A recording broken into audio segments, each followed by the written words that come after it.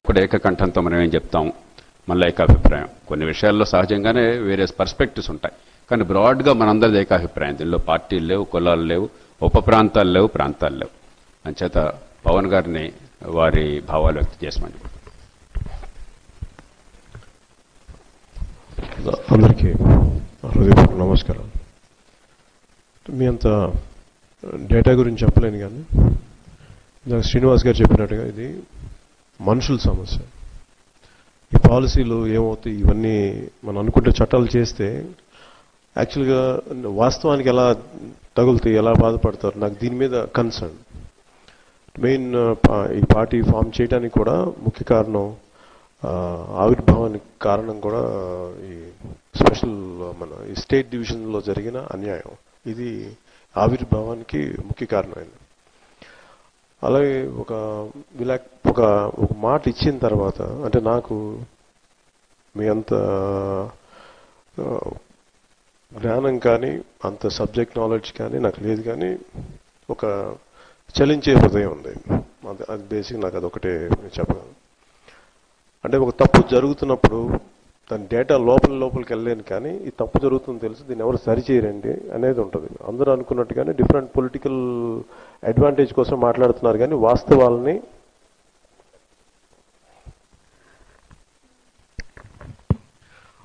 వాస్తవాలని సరిగ్గా చెప్పలేం, తీసుకెళ్ళలేం. బట్ దానికి ఇంపాక్ట్ అంటే నేను ఎందుకు ఒకసారి వెళ్ళానంటే, ఈవెన్ ప్రధానమంత్రి గారు కూడా ఒకసారి గాంధీనగర్ కలిసినప్పుడు, అప్పుడు ఇంకా ప్రధానమంత్రి అభ్యర్థిగా ఉన్నప్పుడు నేను ఆయనకు చెప్పింది ఏంటంటే,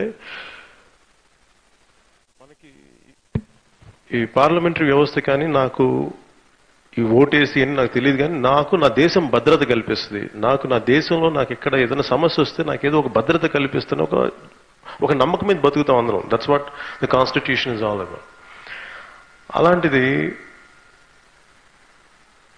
రాష్ట్రం విడతీసేసినప్పుడు ఒక పద్ధతి పాడు లేకుండా ఇంకొక ప్రాంత ప్రజల్ని మీరు ఇష్టానికి వెళ్ళిపోండి అని అంటే, దీంట్లో ఎక్కడ కూడా ప్రజలకి ప్రమేయం లేదు. ఈ గవర్నెన్స్ లో ఇట్ ఈస్ సక్సెసివ్ రెజీమ్స్ కానీ రూలర్స్ చేసిన పాలకులు చేసిన తప్పులకి ప్రజలను శిక్షించారు. అది ఉదాహరణకి ఎలా ఉంటుందంటే, ఈ ప్రాంతానికి సంబంధం లేదంటే మీరు ఇక్కడి నుంచి వెళ్ళిపోండి. ఇది చిన్న స్థాయిలో ఎలా ఉంటుందో చెప్తాను. నేను ఫామ్ హౌస్ ఉంటుంది, ఒక 8 acres ఫామ్ హౌస్కి వెళ్ళిపోయింది.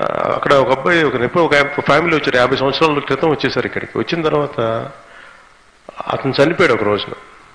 చనిపోతే అక్కడ పూడ్చిపెట్టడానికి నువ్వు ఇక్కడ ఈ ఊరోడి కాదు, ఆంధ్రావాడి, నువ్వు వెళ్ళిపో అంటే ఫైనల్గా వాళ్ళకి ఏం చేయాలో తెలియలే. అప్పుడు నాకు తెలిసిన నా ఫ్రెండ్స్ ఉన్నారు, ఏదో వాళ్ళకి చెప్పి చేయించాను, అంత్యక్రియలు జరిగినాయి. కానీ ఇలాంటి ప్రతి చోట, ప్రతి నూక్ అండ్ కార్నర్లో, బస్తీల్లో కానీ ఈ పాలకులు చేసిన తప్పులకి సఫరర్స్ ఎవరంటే బీద ప్రజలు. ఎఫ్లూయెంట్ గా మంచి బ్యాక్గ్రౌండ్ ఉన్న వాళ్ళు, పొలిటికల్ ఇన్ఫ్లుయెన్స్ ఉన్న వాళ్ళు బాగానే ఉన్నారు, కానీ నిజంగా ఎవరైతే డే టు డే పని చేస్తారో వాళ్ళు ఎక్కువ సఫరింగ్ ఉంటుంది. ఏంటండి, వీడియో నచ్చిందా? అయితే ఓ లైక్ వేసుకోండి, లేదంటే ఓ కామెంట్ చేయండి. ఎప్పటికప్పుడు మా వీడియోస్ చూడాలంటే సబ్స్క్రైబ్ చేసుకోండి.